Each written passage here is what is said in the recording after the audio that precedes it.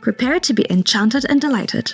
Art has always been a big part of my life, and so stories about artists or the creative process are always sure to intrigue me. Of course, I was really excited when Devolver Digital announced they were going to publish all possible futures of the Plucky Squire. The colorful and bright graphics immediately appealed to me, and the idea of a character jumping between the 2D world of a storybook and a 3D environment held so much potential for clever mechanics that I couldn't wait to see how the developers would execute the concept. Finally, I got to jump into the Plucky Squire, and I'm happy to say it did not disappoint.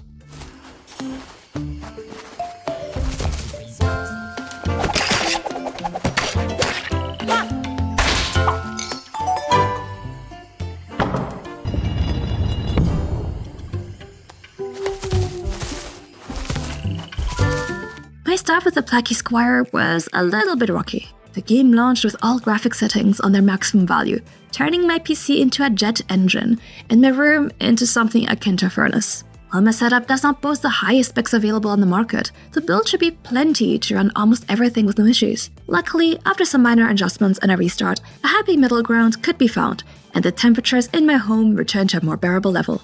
Even without the settings at their maximum, the Plucky Squire is gorgeous. The art style immediately jumps out as utterly charming and brimming with personality, or rather, I should say art styles, as it switches between different aesthetics throughout the story.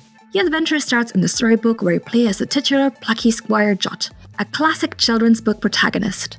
Beloved by all, heroic and determined to save the world, he sets off on an adventure with his two friends, the troll Thrash and the magic user Violet. They mean to defeat the evil mage Humgrump. He has realized that he's the villain in a storybook, and fated to be defeated by Jot over and over again. And so, he has taken matters into his own hands, using meta magic to change the plot of the book. In the process, Jot gains the power to jump out of the book into the bedroom of the young writer and artist Sam, and is tasked with saving the plot from the influence of Humgrump. Changing the plot would be catastrophic to all, as Humgrump's tale would not inspire Sam to continue being an artist, and everyone in the book would freeze in time as their tale is forgotten.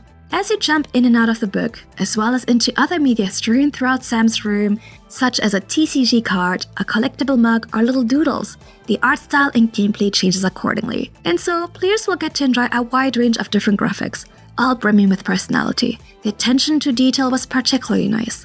For example, when you're in the storybook, you can see the lights and shadows reflecting on the texture page, as if it was really printed on glossy paper. When you progress in the plot, pages get flipped.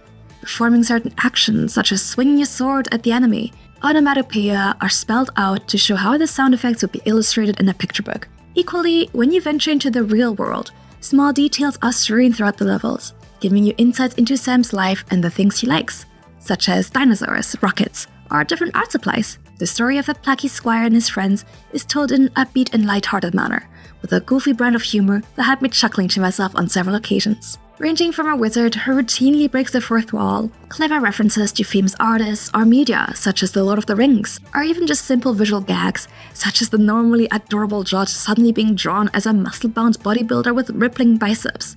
The jokes never fail to put a smile on my face. All of this is accompanied by an incredibly catchy soundtrack which sets the mood for a silly, funny adventure. The Plucky Squire's gimmick of switching between 2D and 3D realms offers a lot of opportunity for clever gameplay mechanics, and it does not disappoint in that aspect. The story, soundtrack, and graphics are a delight, but this is not what made a contender for my favorite game of 2024. Playing the Plucky Squire is simply extremely fun. Throughout the 9 hours of gameplay, it ceaselessly offers new, fun mechanics, from being able to pick up words from the written narration in the storybook and switching it with others to change reality and solve clever puzzles, to an incredible range of different minigames, such as different rhythm games, a boxing match, or shooting aliens while wearing a jetpack. Never gets boring. Despite this wider range of different genres, nothing feels out of place in the adventure that is the Plucky Squire. You're also given tools to mess with the book itself when you're in the 3D realm, such as a glove to flip between the pages of the storybook. This enables Jot to flip back to previous levels, jump back into them, and retrieve a word or object to solve a puzzle in the present chapter. While this could quickly become overly complex or gimmicky, the puzzles are quite smart, but never mean to be too challenging. It is designed to be a fun, charming adventure, showing off a wide range of clever ideas and mechanics, and it does this incredibly well. Upon starting a new game, it even offers you the option to play the story mode, which the player gets to just sit back and relax and enjoy the story. However, I feel like even in the adventure mode,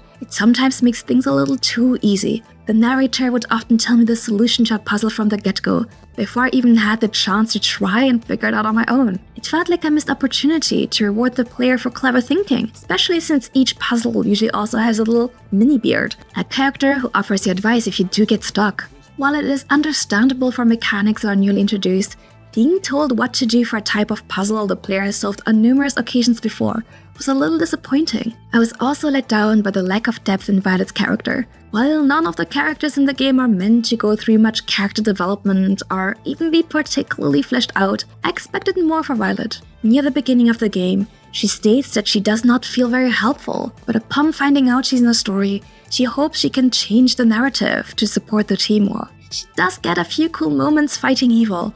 However, at the end, it did not feel like she was able to acknowledge her achievements, and even states that she feels like she let down the team. I was hoping to see her gain confidence and feel good about her accomplishments, the way Thrash got to. However, all of this are very minor remarks, and I'll remember the Plucky Squire as a truly delightful and charming adventure, filled to the brim with clever jokes, beautiful graphics, and a range of fun gameplay mechanics. It does not overstay its welcome, instead offers a polished experience from start to finish. Even though it sometimes holds the player's hand a little too much for my taste, I had a fantastic time, and I wish I could play it for the first time again. And so, Noisy Pixel is giving the Plucky Squire a 9 out of 10. Thank you for watching! This would not be possible without our Patreon subscribers. Noisy Pixel is run by a group of gamers, providing independent gaming coverage through news, views, previews, and more. Please check out our Patreon to help support our continued growth, and make sure to subscribe so you don't miss any of our future content.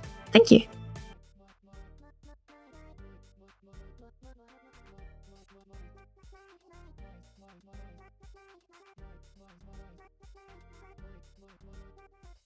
Noisy Pixel.